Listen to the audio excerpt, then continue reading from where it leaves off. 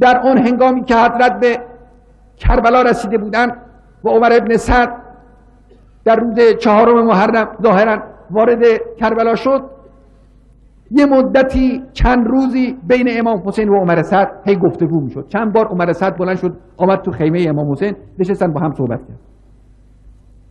در یکی از این صحبت ها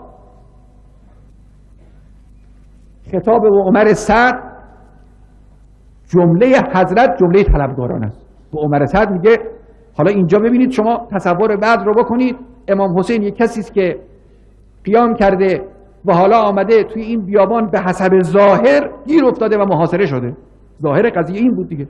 حضرت با یه مجدن بچه با 50-60 نفر 40-50 نفر، اون روز شاید هنوز 70 نفر هم نبودن، با 40-50 نفر مرد، جوان، پیر، همه جوری توی این بیابان موندن. اطرافشون هم چند هزار مرد مسلحی که پول گرفتن آمدن اینجا آدم بکشن.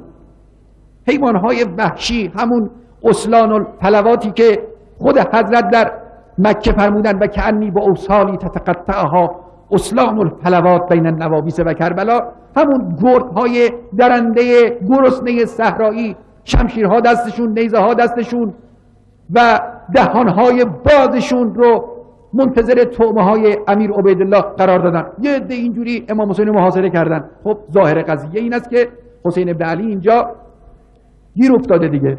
در یه چنین وضعی شما ببینید لحن یک آدم چگونه خواهد بود.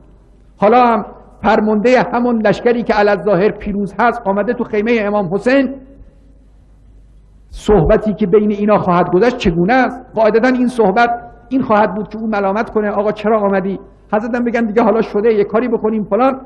ببینیم درست به عکس وقتی میاد توی خیمه امام حسین سوال میکنن یا ابن سعد، تو چرا حاضر نیستی که با ما حرکت کنی، قیام کنی؟ او میگه که من بچه هام در اونجان و گیر میافتن. حضرت میگن برو پس نجنگ با ما، از فرمان عبیدالله سرباز بزن.